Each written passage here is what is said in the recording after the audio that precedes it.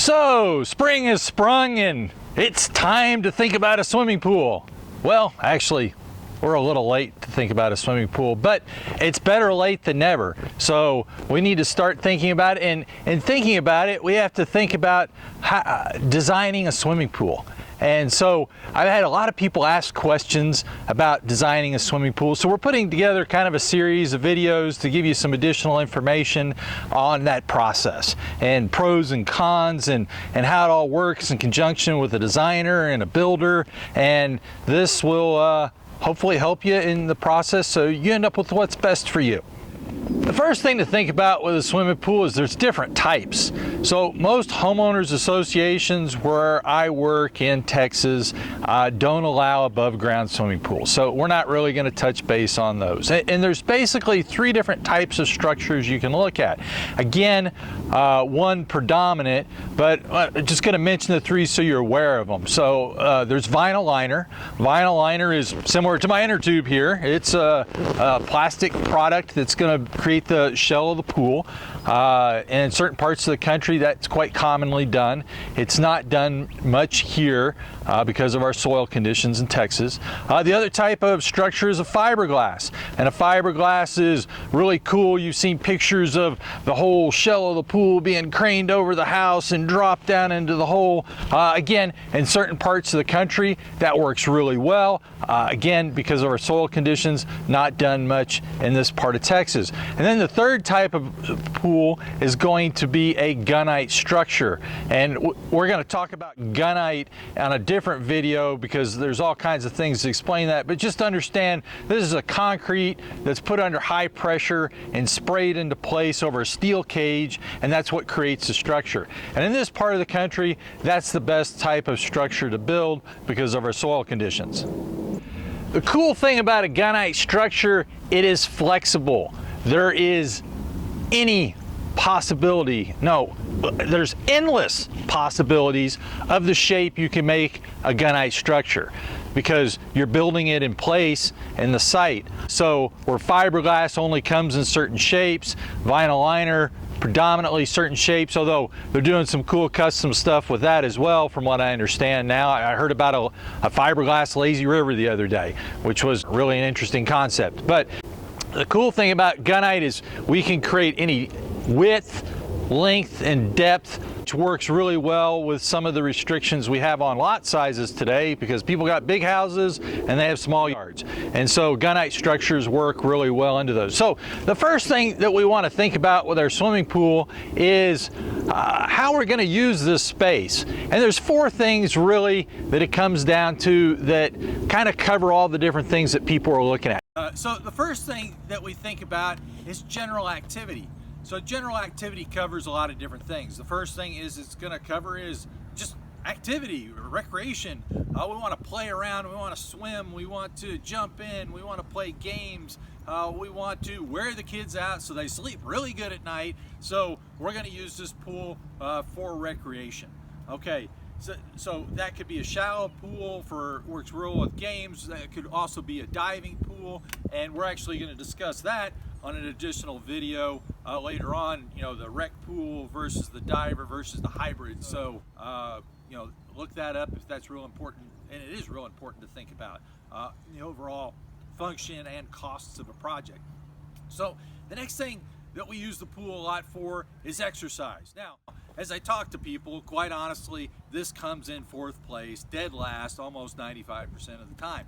And really that's a shame because exercise is something that most of us need a lot of, and that's something that really helped me in this last year, although I'm not quite as slim and trim as I want to be yet. But exercise is a really good thing to think about with a swimming pool, whether it's laps or we're going to use some form of current, or if we're going to do water aerobics, but that's an important thing to consider in the function of the pool. So the third thing is more, the pool is not just a pool. The pool is creating a setting, and in that setting we're going to entertain. And with entertainment, there's a lot of things to think about, and the first thing is, you know, what's an average size gathering? Because those that entertain for 8 and those that entertain for 80, it's a little bit different setup. So, and some people, their average gathering is 80 people. They have a lot more friends than I do, obviously.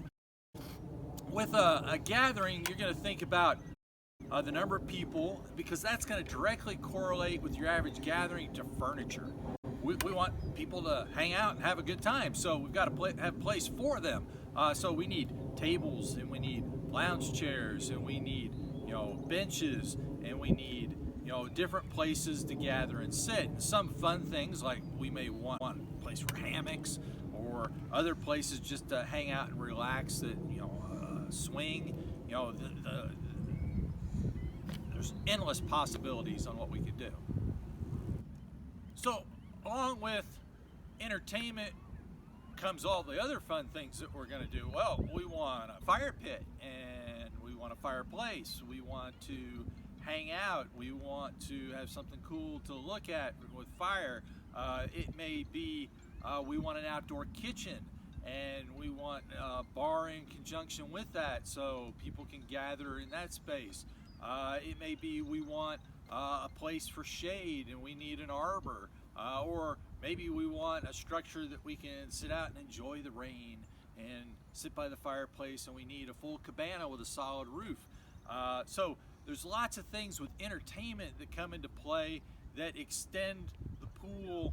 And this isn't just about a pool. This is about a whole environment and setting that we're going to create. The pool's the focal point of that, and everything kind of comes together with that aspect. But it's the whole space, and how do we put all these jigsaw puzzle pieces together so we have ultimately what's ideally created for us.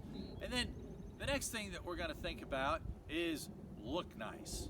Now, look nice means a lot of different things. To some people, it's I got a pool and I've got a small water feature, and with that I've got some landscaping and I'm good and I'm done. And other people are like, oh no, we're just beginning. We need to look at other type of water features, because we want features that create great visual effects. We want things that create great sound, which those are different. So you need to think carefully, and we're going to talk about that later on as well. We're going to talk about fire. Now, fire's two different things. One is, guys, I want to burn something. No, that's not really the whole thing. It's about gathering and having people around and roasting our s'mores and having a great time, whether it's spring, summer, fall, or winter. I mean, that's a great thing to do, and have a great gathering. Or some people, it's just about the visual of fire and reflecting off the water, and that the light bouncing and everything is really cool. So, and along with light, some people, lighting is very important, and that's in the pool with LED lights and amazing different colors that we can pick, or it could be in the landscape lighting that's done, so we accent this beautiful place that we look at 365 days out of the year. And quite honestly, we look at it a lot more at nighttime than we do at day, because most of us had jobs that we have to go to pay for the pool. So you want something that looks really good at night. Lighting's real important. Landscaping can be tremendously important to create a setting and a backdrop and privacy, and that's something to think about. Also, materials have a lot to do with what looks nice, and creating something that blends with the architecture of the home, or to create a style. So everybody has different priorities with these things. Are we using it for recreation, for exercise, to entertain around, to look nice? So there's certain things we want to think about in addition to those, but you have to decide what's your priorities, because a lot of spaces won't allow you to do everything. And sometimes our budget doesn't allow us to do everything as well. So we got to think about those priorities. So along with look nice, this is a lot of times to create a setting of tranquility, and we really want something that looks really peaceful and serene. And like right around the corner, I have one of the coolest projects on this lake, and the perimeter overflow just gives this awesome setting. So it's something that it's hard to describe, but it just gives a really awesome feeling, unlike other water features. So maybe look nice means something like that, or it could be, there's also called what's a perimeter overflow. Some people call them the champagne spa, where the water runs over all four sides. It gives that feeling in a small space like the spa. The other thing that we want to look at in the recreational part is, do we want a spa or not? A spa is a very important part of extending the season because we get the spa and we get the heater. And the heater can, of course, be used with the pool and the spa, or the pool or the spa, or in any combinations that you want, although I think I just covered them both. So the spa allows us to use the pool in the dead of winter, in the fall, in the spring, in the middle of the summer. It's my kids' small swimming pool. We're going to go into spas in a lot more detail in a little bit, but that's something important to think about. So the first thing to understand is, where can we put stuff in the backyard? So there are restrictions. Those restrictions are described on a survey. Survey would be the first place to start because we're going to be able to find out where the easements are. That's where they bury all the important stuff in your backyard. The stuff that you don't want to run into, like power lines, gas lines, sewer lines, all kinds of lines, especially your cable TV line and your internet line. Don't want to run into those. So they put those for the whole neighborhood in this easement. Now, as they come up to your house, they don't stay in that easement. So a lot of times, oh, choke me up, I cut your internet line. Now life is over as we know it. Oh, no, really, seriously. So we want to look at where the lines are underground, and all the lines that come up to the house, we're going to have those located as well. You're going to call it underground service location, and they're going to paint on the ground where all the lines go. So when we put a pool in, there may be the best place to put it. And that the best place is going to make us move the electrical line and the sewer line and the gas line, and that's going to add $5,000 in cost. And on some projects, that's the best place to put it. We need to do it. And other times people are like, $5,000, let's shift it over 5 feet, and we don't need the pool in that particular spot. So you can decide the priorities of what can be and where things can go. The other thing is, every city requires different distances from the home. A very common situation, Universal Building Code, which is used all over the United States, requires you to be 5 feet from glass from a safety standpoint, unless it's tempered. So there's always exceptions to these rules, but you want to walk past a window, and between the window and a pool, you want to comfortably do that. 5 foot's a good distance, so that's something to think about. Also, if we're thinking about a deep pool, a lot of times those have to be a certain distance away. If it's 8 feet deep, sometimes it has to be at 8 feet away from the house. It's called a 1-to-1 ratio. Different cities require that. Where we put it is going to have a lot to do with what's in your site. So we call that a site analysis. A lot of designers skip over that part, and you run into a lot of additional costs later on. So this is very, very important to do. If trees are on your property and trees are important to you, I am a tree hugger. I grew up in West Texas where we didn't have any of those. And I got a degree in landscape architecture where we like to protect those. So yes, I am the pool tree hugger of Texas. So we want to work around those and try to protect it, because there's people that are like, I bought the property because of the 15, 23, 84 in my case, oaks on the property. And so we want to try to work around those. So we have to locate them. We have to understand how close we can get to them, which there's another video on that. What grade they're at, because we can't change that. Grade becomes another real important thing.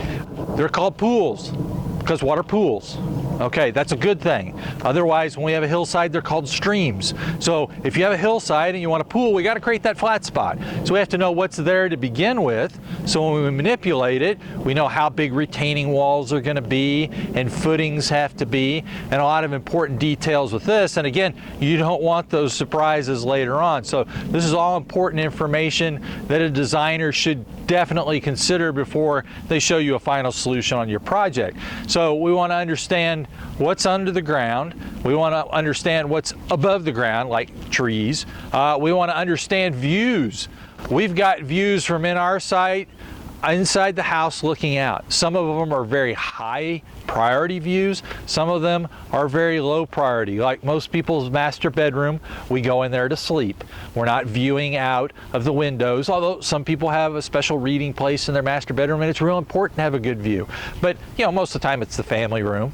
or the kitchen area. Some people want a really good view from the kitchen sink because we're going to put the kids there to wash dishes and we don't want to torture them, so they have something pretty to look at.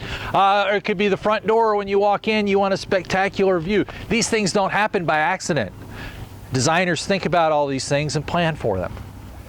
So there's real important views from inside looking out, but there's also very important views of outside looking in.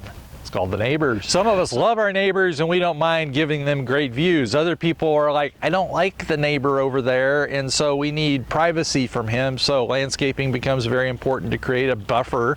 So you want to map out where you put things. So we put the spa, and we put the pool, and we put the tanning ledge, and we put the lounge chair area in areas if we want privacy that we can achieve those. So views are very important, both inside and out. Another thing that's really important that I forgot with those utilities is some older areas had overhead power lines. Those are real important because you have to stay a long distance away from those. We'll talk about that in further detail on how close you can get to those. And so another thing to think about when we're going to do our pool is how we're going to dig that big hole. So it's called access. We need access for equipment. Now, some people believe we just fly those, bulldozers over your house, and, we can go through the house with the dirt in a wheelbarrow, and that has happened, but that is rather expensive. So we want to think of more cost-effective ways than taking the wheelbarrow through the middle of the dining room and the living room out the front door. So usually the side yards sometimes have a lot of stuff in them. We can take that stuff away, like air conditioning units can be removed for a day and they can be brought back in. We want to bring the biggest piece of equipment possible in so we can dig that hole as quick as possible, and that saves you money. So, and the bigger the pool is, the bigger that challenge is as well. So there's bobcats, there's excavators, there's dump trucks. Can we turn corners? Can we dodge trees? There's all these things to think about as well. So whether you have a simple pool or a crazy pool, one of the things to think about and understand that a lot of people don't understand is the shape can significantly, the shape can add cost or take away cost. And the easiest thing to explain is if I have an 84 perimeter, the distance around the pool, on the outer edge where the water in the stone come together, that perimeter distance is 84. Okay, so if I have a rectangle with an 84 perimeter pool, that pool is under 400 square feet. Okay, if I take an 84 oval, don't have corners, big, smooth circle all the way around, 84 perimeter is over 520 square feet. Cost is the same. You're like, wait a minute, one's under 400, the other one's over 500, they cost the same? That's because the perimeter is the same. They're both 84. So the more ins and outs you put in a swimming pool, like tanning ledges and swim up bars and recessed benches and water features, the more things go in and out into a swimming pool, increases the perimeter, therefore increases cost. So it's something to be aware of when you're designing the shape of the pool that you're considering. See, the cool thing about having a pool is you don't have to go to the lake. Okay, the lake is in your backyard every single day. So I want to go out and I want to have fun for 10 minutes. It takes 10 minutes to load the car up to go to the lake. So the cool thing is we load up in our bathroom and run out the door and we're there. We have fun in the backyard. And so a lot of times people are like, yeah, pools cost money, but how much time do you save? Okay, we don't have to go to the gym. The gym's in the backyard. We don't have to go to the party's in the backyard. We don't want to go to the lake's in the backyard. It's a great thing, a swimming pool. It's one of the best things you could do in your backyard. So that's just a side note benefit to think about. So buy paddleboard, people. They're going to take probably 30 minutes to get home, and they got to unload the paddleboard, and then they got to load it back up next time. You have fun in your pool. Hey, you could paddleboard in your backyard.